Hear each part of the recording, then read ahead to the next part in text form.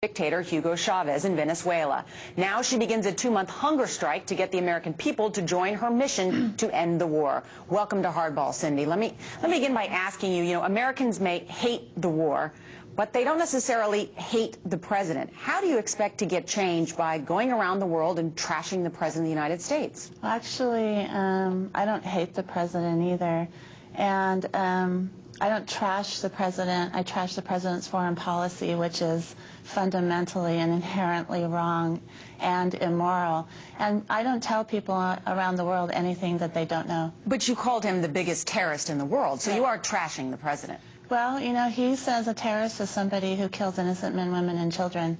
And there has been over 100,000 innocent men, women, and children killed in Iraq on his orders.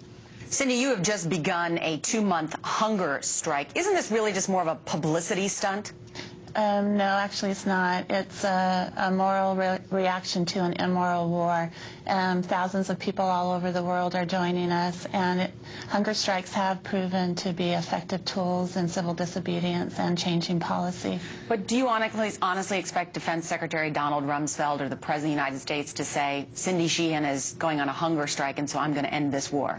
Well, that would be nice, but what we're trying to do is also awaken consciousness in the United States and around the world to get more people out and active, because we know 2/3 of America disapprove of George Bush and his policies in Iraq, but I don't see 2/3 of America out protesting, writing their Congress people and changing policy. And nor, quite frankly, do you see members of Congress, and you claim not be in the fringes, to not be an extremist, and yet what members of Congress support you and your policy? Well, really on both sides of the aisle. We have Ron Paul and Walter Jones, who are Republicans, who are outspoken critics of George Bush's policies. We have many on the other side, such as John Conyers, Charlie Rangel. And in the Senate? In the Senate, well, we would have many supporters in the Senate, too.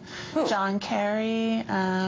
John Kerry supports an immediate withdrawal from Iraq. Did he tell you that? His office is working on starting a withdrawal as soon as possible to have the troops home by the end of the year. I have talked to his office about that, and that's something he's trying to push in the Senate. Well, in fact, the bill that Senator Kerry has proposed went down in flames in the Senate. Well, actually, yeah, it did, but only, in Vietnam there was only a few senators at first, and then it turned around. Let me challenge you on this, Cindy, because what you're calling for is, in fact, an extreme position, because there are very few members of Congress who support immediate withdrawal. You would, if you could, fly a bunch of planes over there, pick up all our troops, and take them home tomorrow, if you could, it was in your power. There is no one in the United States Congress, Democrat, Republican, or Independent, who would do that. Actually, there are many members. There's an out-of-Iraq Congress that has 70 members that are calling for an immediate withdrawal. And we can't fly planes over and pick them all up tomorrow. It would take a few months, and it has to be as safe for our soldiers and as safe for the Iraqi people as possible, but it has to be as soon as possible. You speak very passionately about your cause. You lost a son in Iraq. We honor his service and sacrifice. But you've been traveling the world, Scotland, Spain, Venezuela, Ireland, Australia, Austria. How does that help the cause when, again, you're around the world trashing the president, calling him a terrorist, calling him worse than Osama bin Laden? How do you honestly expect to affect change with those types of remarks? Well, it's really important, too, that the people in the world know that there are Americans on their side, because as anti-Bush sentiment goes up in the world, anti-American sentiment goes up also. And I've had hundreds of people around the world tell me, before you, we thought all Americans supported George Bush. And it's important for us, people of different countries in different borders, to reach out to one another, to work to force our leaders to solve problems peacefully. And this is really important. Why go stand side by side by Hugo Chavez in Venezuela? Why do that? I mean, it sounds like that.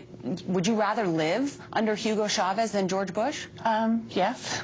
Hugo Chavez is not a dictator like you introduced him. He's been democratically elected 8 times, and he's not anti-American. Saddam Hussein was democratically elected. Yeah, hold on a second, though. He is not anti-American. He has helped the poor people of America. He has sent aid to New Orleans. He has sold heating oil to disadvantaged people in America, in the United States of America, at low cost. And the people of his country love him. And for us to say that we have some kind of influence over Venezuelan policy is wrong. The people of Venezuela have elected him overwhelmingly 8 times, and it's his country, and it's their country, and they should have the leader that they deserve. All right, Cindy Sheehan, thank you for joining us. Thank you.